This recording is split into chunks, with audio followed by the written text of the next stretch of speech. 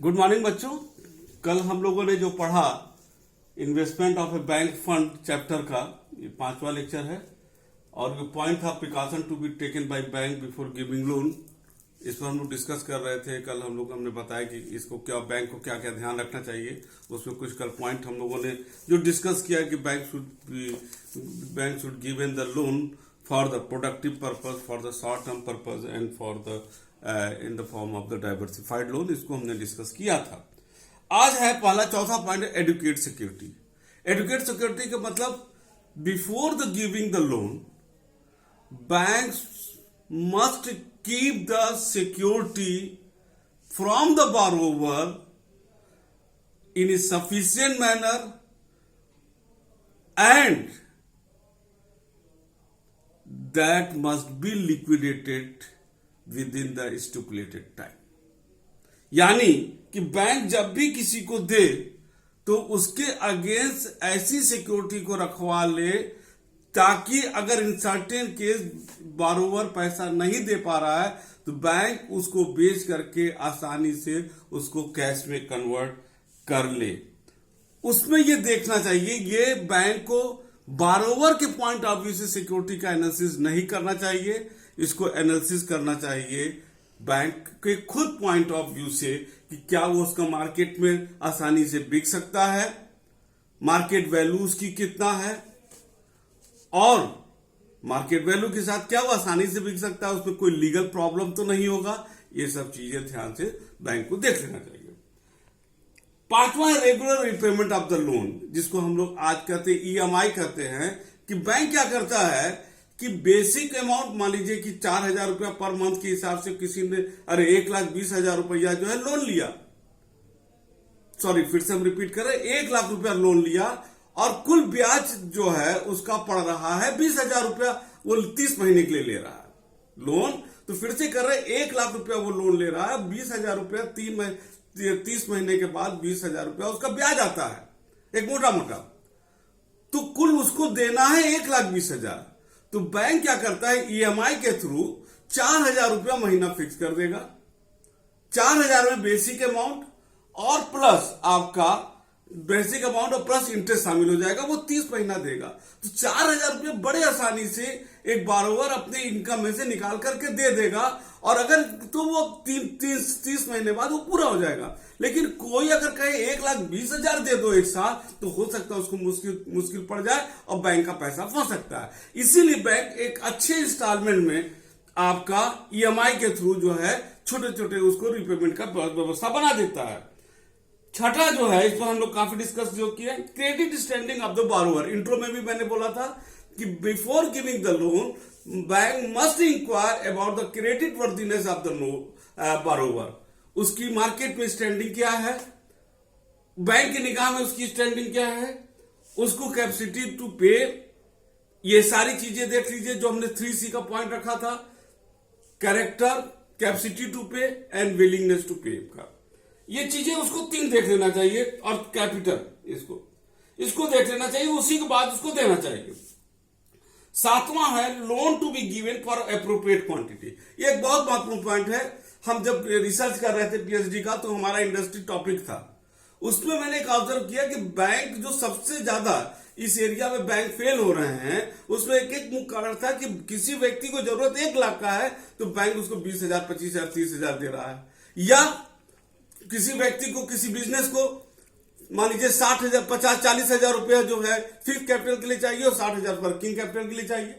Fix capital का पैसा मिल गया, वर्किंग कैपिटल का पैसा नहीं मिला, या वर्किंग कैपिटल मिल रहा है 60,000, वर्किंग कैपिटल मतलब जो डे टू डे बिजनेस के लिए पैसा चाहिए 10,000 मिल रहा है। तो वो जो है bank due to the inadequate facility of the working capital amount bank industries fail कर जाता है। तो बैंक को चाहिए कि इतना अमाउंट दे दो कि डे टू डे बिजनेस पर वो बिजनेस रन कर सके। 8वां पॉइंट है loan to the firm, business house and companies. इसको बैंक, ज्यादातर बैंक जो है जैसे देता है, सोल ट्रेड है, पार्टनरशिप फर्म है, कोऑपरेटिव सोसाइटी है, कॉर्पोरेट सेक्टर है, इसके लिए देता है। इसको कैसे कैसे देना चाहिए, क्या क्या प्रिकॉशन लेना चाहिए, एक नेक्स्ट जो नीचे प्रिकॉशन लगा है, प्रिकॉशन का पॉइंट है, उसमें जो है हम लोग देखते हैं। इसमें जो पॉइंट है पहला, रूल्स एंड सब रूल्स ऑफ द ऑर्गेनाइजेशन, इसको जो है बहुत ध्यानपूर्वक को देखना। उसका ये मतलब है कि जैसे सोल ट्रेड है, तो सोल ट्रेड में आप देखिए कि क्या वो बिजनेस रजिस्टर्ड है, जिस भी उस फॉर्म का है, क्या रजिस्टर्ड है उसका, क्या वो आज के समय में क्या वो आपका जीएसटी के अंदर रजिस्टर्ड है, ये सारी चीजें बैंक को देखना चाहिए। For the partnership firm, bank उसी को लोन देता है, आप पार्टनरशिप पढ़े होंगे, जिसका रजिस्ट्रेशन पार्टनरशिप एक्ट 1932 में हुआ है। साथ ही साथ जब रजिस्टर्ड हुआ तो पार्टनरशिप डीड भी तैयार होगा। यहां पर बैंक उसके जो है पार्टनरशिप डीड को मान सकता है और उसके पूरा अध्ययन करे एक्सपर्ट के द्वारा, और तब उसको वहां पर लोन दे। तीसरा आता है joint stock company. Joint stock company हम लोगों को मालूम है कि without getting the registration no company can be started. For this purpose, if the company is demanding the money as a loan from the bank, bank must demand the memorandum of association and article of association, and bank must thoroughly study the memorandum of association and article of association, कि उसके business prospect हर चीज का अध्ययन करे कि वो कैसा है। कोऑपरेटिव सोसाइटी में आपको देखना पड़ेगा कि क्या कोऑपरेटिव सोसाइटी एक्ट के तहत रजिस्टर्ड है और उसकी क्या वैलिडिटी, ये सारी चीजें इसको आपको देखना पड़ेगा।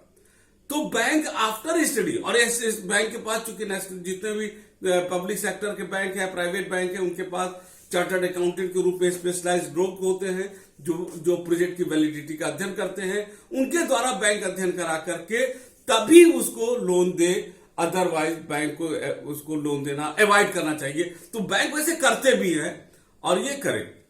जिसमें जो दूसरा पॉइंट है, evolution of the business. Evolution of the business कि जिस बिजनेस के लिए लोन मांगा जा रहा है, पहले उसका बैंक देख लेते एक्सपर्ट के द्वारा कि क्या आप प्रेजेंट पोजीशन उसका क्या है और उसका फ्यूचर प्रॉस्पेक्ट क्या है। प्रेजेंट टू फ्यूचर देखना चाहिए, उसमें उसके प्रोजेक्ट की वैलिडिटी देखना चाहिए, प्रोजेक्ट का प्रॉस्पेक्टस देखना चाहिए, प्रोजेक्ट का प्रॉफिटेबिलिटी देखना चाहिए, वो जिस एनवायरमेंट में बिजनेस कर रहा है उसको देखना चाहिए। एक थारो स्टडी उसके प्रोजेक्ट का होना चाहिए। इसीलिए देखो, बैंक जब भी किसी को लोन देता है तो प्रोजेक्ट रिपोर्ट मांगता है, बैंक करता है क्या, project report that is certified by the chartered accountant. उसमें वो यही देखता है कि प्रोजेक्ट का वैलिडिटी, प्रॉफिटेबिलिटी और उसमें कौन कौन लोग हैं, तमाम चीजों को वो अध्ययन करता है। और उसमें 3 साल का बैलेंस शीट भी मांगता है कि बैंक का जो बिजनेस है, बैंक ये देखता है कि क्या उसका ग्रोथ रेट सही है। ये चीज उसको बैंक को, that is the evaluation of business, इसको करता है।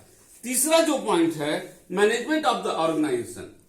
बहुत बड़ी चीज होता है कि हु इज या who are the behind the business. Business को चला कौन रहा है, यह बहुत बड़ी चीज होता है। अगर हम आज कहें कि इस ऑर्गेनाइजेशन में नारायण मूर्ति जैसा शख्सियत जो इसको विश्व का मैनेजमेंट गुरु मानते हैं, मुकेश अंबानी जैसी शख्सियत लगे, जैसे पिक्चर आता है करण जौहर की पिक्चर है बहुत अच्छा है, हम लोग डायरेक्टर और प्रोड्यूसर के हिसाब से पिक्चर को भी जज करने लगते हैं, हीरो हीरोइन तो अलग है। उसी तरह बिजनेस में होता है कि मैनेजमेंट कौन संभाल रहा है, और ये देखना चाहिए कि अगर मैनेजमेंट जो संभालने वाला है स्किल्ड है, प्रोफेशनल है, आईटीएन है, आईएम का पढ़ा हुआ है, चार्टर्ड अकाउंटेंट है, इसका मतलब ही द सुपर स्किल्ड पर्सन वहां पर है, तो उसका वहां पर वो देखना चाहिए कि जो व्यक्ति बिजनेस को संभालने वाला है उसका मैनेजर स्किल क्या है। क्योंकि एक बहुत प्रचलित कहावत है मैनेजमेंट में कि अगर मैनेजमेंट के जानकार व्यक्ति है तो वो 100 बिजनेस संभाल सकता है, और अगर नहीं जानकार है तो 100 व्यक्ति भी बिजनेस को संभाल नहीं सकते हैं। तो ये अगर हमसे पूछा जाए तो ये सबसे बड़ा चीज होता है, that is the managerial skill. अगर सब कुछ सही है, क्योंकि ऊपर जितने भी हम पॉइंट बताए हैं वो वही कर सकता है जिसके मैनेजरियल स्किल होगा।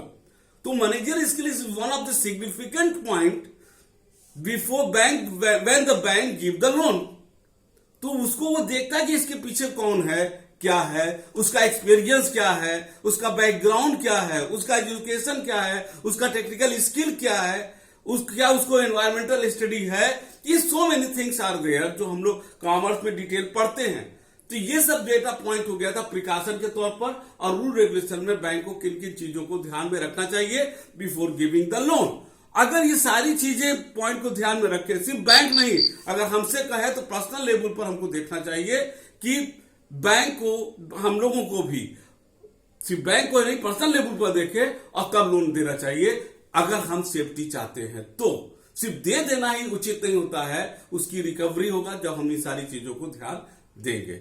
मेरे ख्याल से ये सारी चीजें आपको क्लियर समझ में आ गई होंगी, और इसको ठीक से पढ़िएगा, और जब सैटरडे आएगा उसमें अगर जो चीज नहीं समझ में आएगा रिवीजन के तौर पर आप पूछ लीजिएगा, हम उसको जो है नेक्स्ट रिवीजन क्लास में जो है हम उसको बता देंगे, ठीक है ना। लेकिन पढ़ते रहिएगा। और एक चीज बताते बेटा, हमने कभी कभी देखा है कि आप लोग ज्यादा वीडियो नहीं देख रहे हो, लेकिन हम चाहेंगे कि लेक्चर को आप बार बार देखिए और पढ़िए और समझिए, इस क्लास को एंजॉय कीजिए, क्योंकि अभी बहुत दिन तक ये क्लास चलना है। और इसी के साथ घर पर रहिए, स्वस्थ रहिए। Thank you.